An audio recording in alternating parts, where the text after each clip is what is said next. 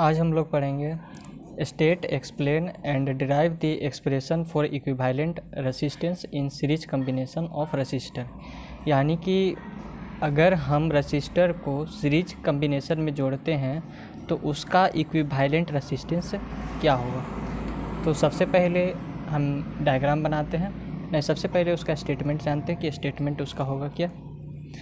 ये अगर रेसिस्टर अगर कनेक्ट हो सीरीज में तो उसका स्टेटमेंट क्या होगा। तो उसका स्टेटमेंट होता है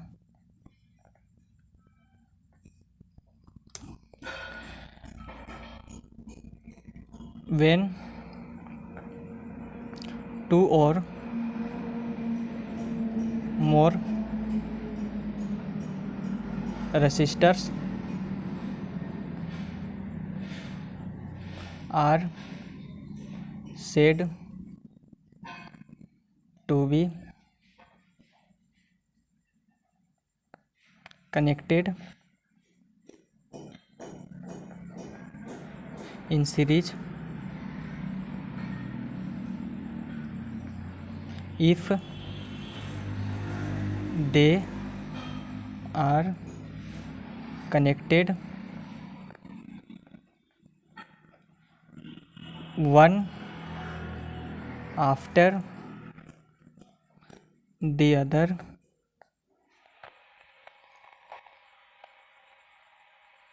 such that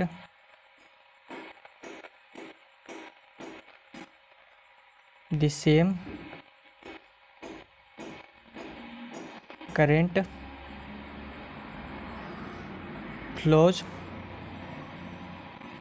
through all resistors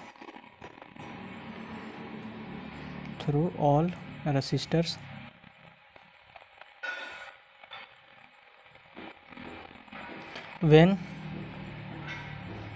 some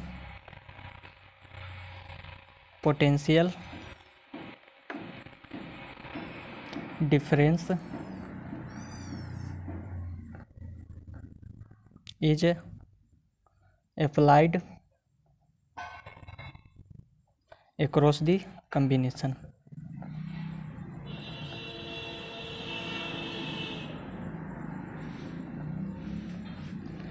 सबसे पहले इसका फिगर बनाते हैं, उसके बाद आपको फिगर के हिसाब से स्टेटमेंट को समझाते हैं। तो यहाँ पर क्या कर रहा है, when two or more resistors are to be connected in series में दो या उससे अधिक रेसिस्टर को कनेक्ट करना है। तो दो या उससे अधिक रेसिस्टर को सीरीज में कनेक्ट करना है। पहला रेसिस्टर, फिर दूसरा रेसिस्टर, फिर तीसरा रेसिस्टर। दो या उससे अधिक रेसिस्टर को पहले सीरीज में कनेक्ट करना है। If they are connected one after the other, एक के बाद दूसरा, ठीक, that the same current flows through all resistor, जिसमें से करेंट है सो सब में से सेम फ्लो होगा। When some potential difference is applied across the combination, कब सेम करंट फ्लो होगा, जब उसमें से पोटेंशियल डिफरेंस यानी कि वोल्टेज अप्लाई किया जाएगा। तो इसमें एक पोटेंशियल डिफरेंस लगाते हैं, वोल्टेज, दैट इज भी, ठीक है। ये इसका पॉजिटिव टर्मिनल है, ये इसका नेगेटिव टर्मिनल है। ये रेसिस्टेंस रेसिस्टर R1 हो गया, ये आपका रेसिस्टर R2 हो गया, ये आपका रेसिस्टर R3 हो गया। इसमें क्या कहा है कि सेम करंट फ्लो होगा, यानी कि सबसे आई करंट फ्लो होगा। यहाँ से भी आई, यहाँ से भी आई, यहाँ से भी आई, यहाँ से भी आई और यहाँ से भी आई, सब में से आई करंट फ्लो होगा। लेकिन जो इसका पोटेंशियल डिफरेंस है सबका अलग अलग होगा। यानी कि जब रेसिस्टर कनेक्ट होता है सीरीज में तो इसमें से सेम करंट फ्लो होता है, जबकि इसका जो वोल्टेज होता है यानी कि इसका पोटेंशियल डिफरेंस जो होता है वो सब में अलग अलग होता है। इसका पोटेंशियल डिफरेंस V1 होगा, इसका पोटेंशियल डिफरेंस V2 होगा और इसका पोटेंशियल डिफरेंस V3 होगा। तो V1, V2 और V3 किसके बराबर होगा, V के बराबर, ठीक है, सबके बराबर V है। यानी कि V is equals to V1 plus V2 plus V3 लिख सकते हैं, टोटल पोटेंशियल डिफरेंस, ठीक है। तो मान लेते हैं कि इसमें रजिस्टर R1, R2 और R3 कनेक्ट किया गया है सीरीज में, और इससे करंट I फ्लो हो रहा है, और जो इसका पोटेंशियल डिफरेंस है वो सभी रजिस्टर में अलग अलग है।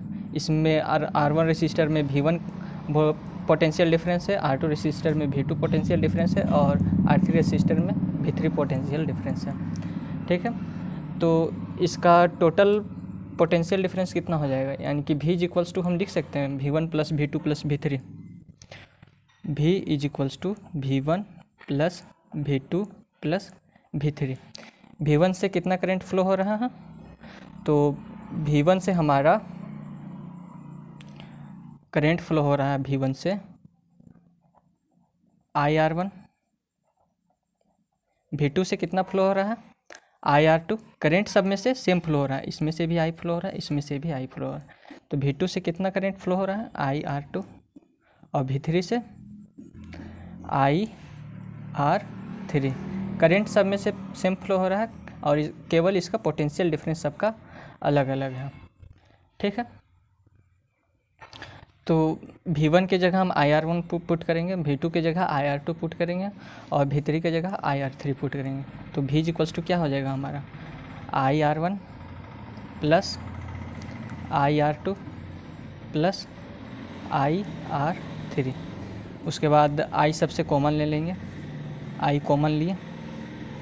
ठीक, तो हमारा क्या बचा R1 plus R2 plus R3।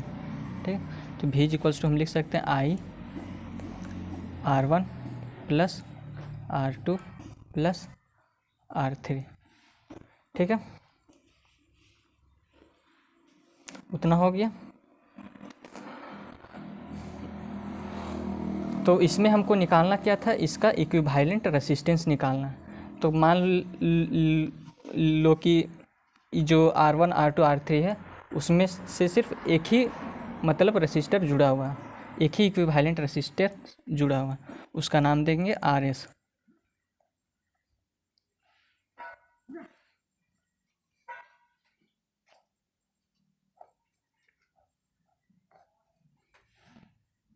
ठीक, इसका नाम देते हैं RS। ये एक इक्विवेलेंट रेसिस्टेंस है, यानी कि हमको प्रूव करना है कि ये है सो ये तीनों रेसिस्टेंस के बराबर हैं।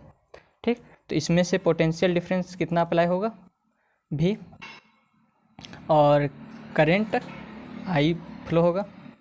ठीक, वोल्टेज भी है, ये पॉजिटिव हो गया, ये नेगेटिव। यानी कि हमको प्रूव करना है कि जो RS है वो R1 plus R2 plus R3 के बराबर है। यही हमको प्रूव करना है। जो RS है वो किसके बराबर होगा R1 plus R2 plus R3 के बराबर होगा।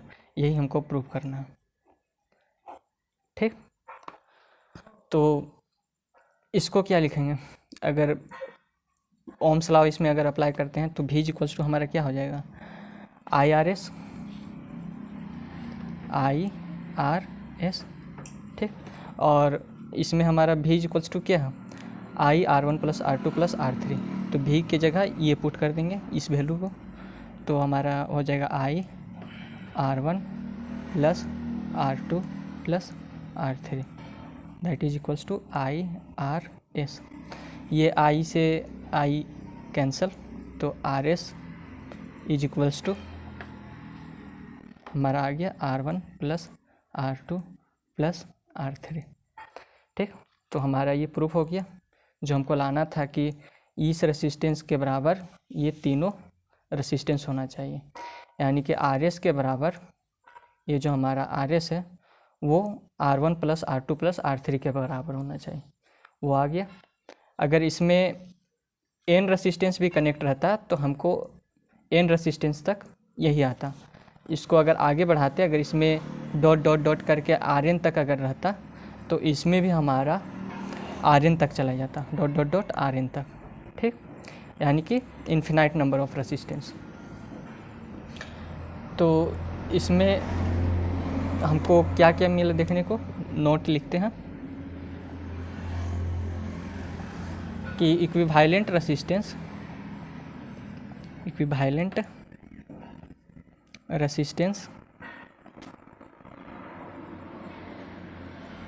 Of series combination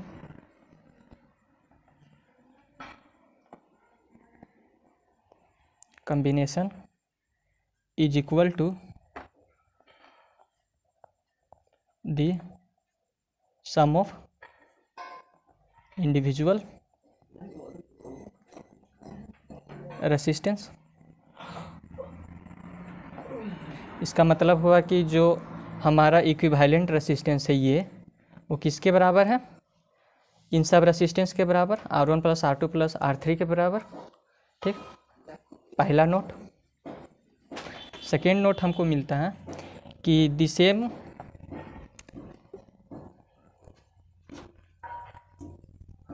amount of current passes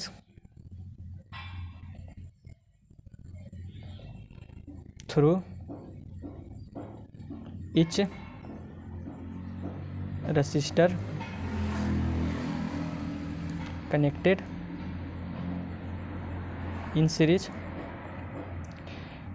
यानी कि जितने भी रजिस्टर कनेक्ट है हमारे सीरीज में, जितने भी रजिस्टर कनेक्ट है सभी से आई करंट फ्लो हो रहा है। ठीक है,